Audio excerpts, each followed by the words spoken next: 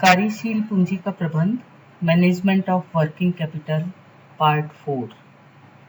मैं डॉक्टर सुधा जैन, राजकीय मीरा कन्या महाविद्यालय उदयपुर, राजस्थान। आज हम कार्यशील पूंजी के संबंध में वित्तीय नीति के बारे में बात कर रहे हैं। Financial policy in respect of working capital. वित्तीय प्रबंध के क्षेत्र में अनेक नीतियों का उल्लेख देखने को मिलता है। कार्यशील पूंजी के संबंध में वित्तीय नीति का सर्वमान्य आधार हेजिंग सिद्धांत है, दूसरा तरीका रूढ़िवादिता सिद्धांत है और तीसरा सिद्धांत आक्रामक सिद्धांत है। सबसे पहले हम हेजिंग सिद्धांत के बारे में बात कर रहे हैं। इस सिद्धांत के अनुसार संस्था से यह अपेक्षित किया जाता है कि वह स्थायी कार्यशील पूंजी का वित्त पोषण दीर्घकालीन सोर्सेस से करे और अल्पकालीन चालू संपत्तियों का वित्त पोषण अल्पकालीन सोर्सेस से करे। इसको हेजिंग पॉलिसी को इस चित्र के द्वारा दर्शाया गया है, जिसमें हमने एक्स एक्सिस पे समय अवधि लिए और वाई एक्सिस में राशि ली है। कुल मिलाकर स्थायी संपत्तियां जो ली है वो दीर्घकालीन स्रोतों से ली है और इसमें चालू संपत्तियां और मूल चालू संपत्तियां अल्पकालीन स्रोतों और दीर्घकालीन स्रोतों के मिश्रित रूप से ली है, जैसा कि इस चित्र से हमको स्पष्ट है। यहाँ पर स्पष्ट रूप से ये हमने देखा है कि जो स्थायी संपत्तियां हमको दीर्घकालीन स्रोत से लेनी है और अल्पकालीन स्रोत से हमको चालू संपत्तियों को परचेज करना है।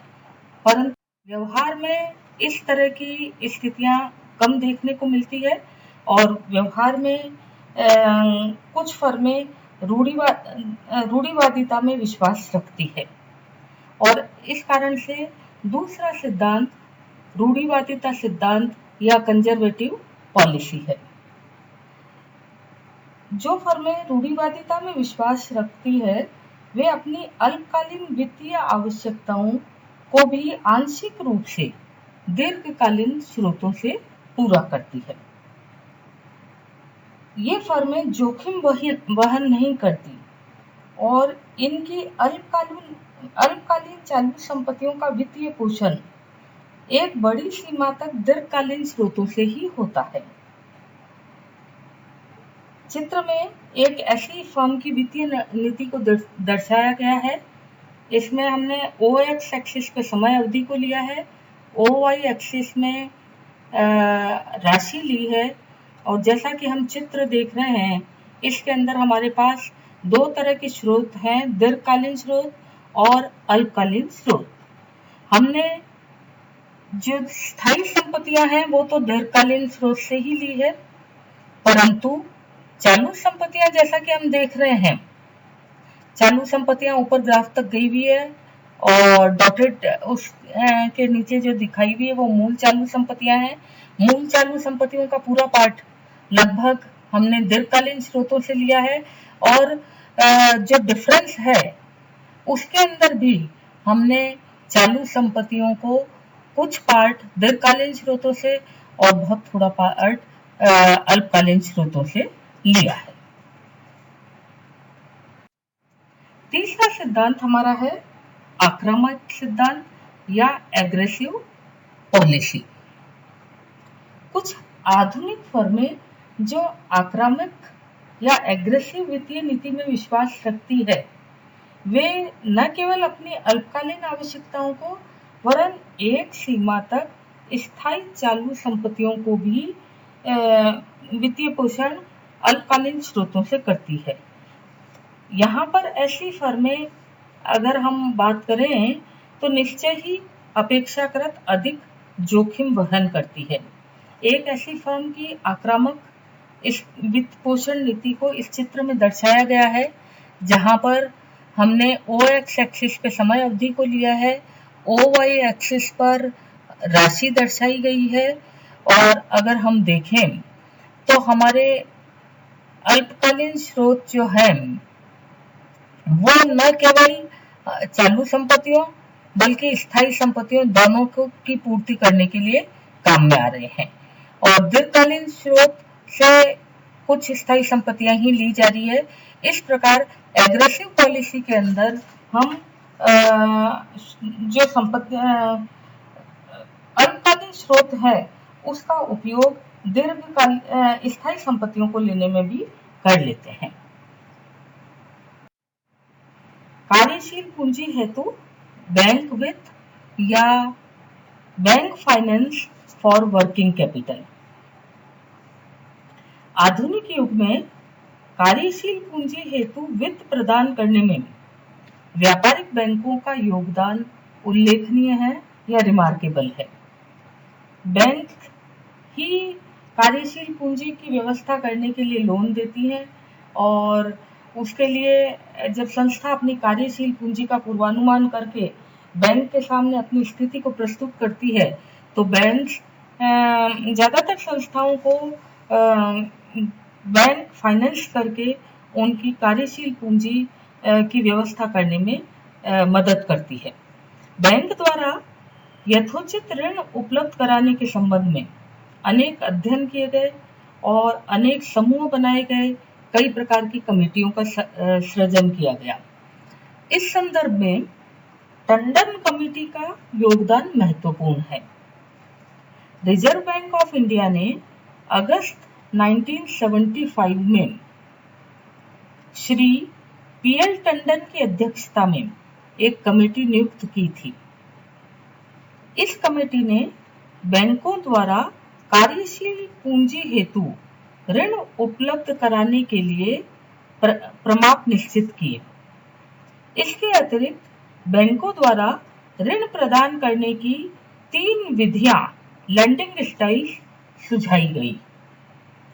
रिजर्व बैंक को यह निर्देश दिया गया कि ये विधियां इस प्रकार से प्रयुक्त की जाए कि ऋण प्राप्त करने वाली फर्म को सर्वप्रथम पहली विधि, फिर दूसरी विधि और अंतिम रूप से तीसरी विधि के अंतर्गत कार्यशील पूंजी हेतु ऋण प्रदान किया जाए। यह ध्यान रखा जाए कि जब किसी फर्म को दूसरी और तीसरी विधि के अंतर्गत ऋण प्रदान किया जाए तो किसी अन्य अवधि में इस फर्म को पिछली किसी भी विधि में न खिसकने दिया जाए। इन 3 ऋण विधियों के बारे में इस प्रकार बात कही गई। सबसे पहले हम बात कर रहे हैं प्रथम ऋण विधि या फर्स्ट लेंडिंग मेथड या स्टाइल। इस विधि के अनुसार बैंक से यह अपेक्षा की जाती है कि वह कार्यशील पूंजी अंतराल वर्किंग कैपिटल गैप के 75% से ज्यादा ऋण उपलब्ध न कराए। यहाँ कार्यशील पूंजी अंतराल से आशय कुल चालू संपत्तियों तथा कुल चालू दायित्वों के अंतर से है। इसमें से बैंक उधार को छोड़ दिया जाता है। अगर हम फॉर्मूले के रूप में बात करें तो bank finance is equal to 75% of total current assets minus total current liabilities other than bank borrowing से होता है। द्वितीय ऋण विधि या सेकंड लेंडिंग स्टाइल। इस विधि के अनुसार बैंक से यह अपेक्षित है कि ऋण आवेदन करने वाली फर्म अपनी कुल चालू संपत्तियों के 25% के बराबर वित्त की व्यवस्था अपने दीर्घकालीन स्रोतों से करेगी तथा शेष यानी 75% आवश्यकता की पूर्ति बैंक द्वारा की जाएगी। यहाँ यह ध्यान रखना है कि फर्म के कुल चालू दायित्व में बैंक उधार को शामिल करते हुए, वापस से बात कर रही हूँ मैं, यहाँ बैंक उधार को शामिल करना है तो फर्म के कुल चालू दायित्व कुल चालू संपत्तियों के 75% से अधिक न हो। तीसरी विधि या तृतीय ऋण विधि थर्ड लेंडिंग स्टाइल। इस स्थिति में ऋण प्रदान करने की व्यवस्था लगभग वैसी ही है जैसी कि अभी हमने सेकंड मेथड में बात करी है। केवल डिफरेंस ये है कि इस विधि में फर्म से यह अपेक्षित है कि वह अपनी संपूर्ण मूल चालू संपत्ति कोर करेंट एसेट्स के बराबर कोष की व्यवस्था अपने दीर्घकालीन स्रोतों से करेगी। यहाँ यह भी उल्लेखनीय है कि टंडन कमेटी ने जहाँ एक और लैंडिंग स्टाइल्स की सिफारिश की है, वहीं इस कमेटी ने चालू संपत्तियों के विभिन्न कंपोनेंट्स के लिए भिन्न भिन्न उद्योगों के लिए भिन्न भिन्न प्रमाप भी निर्धारित किए हैं, अतः उन प्रमाप का भी ध्यान रखना आवश्यक है। इसी प्रकार से लाभदायकता बनाम जोखिम समन्वय भी विनियोग पर प्रत्याय दर एक फर्म की लाभदायकता का प्रतीक है, जबकि चालू अनुपात जो शुद्ध कार्यशील पूंजी की स्थिति को व्यक्त करते हैं, उनको जोखिम का मापक माना जाता है।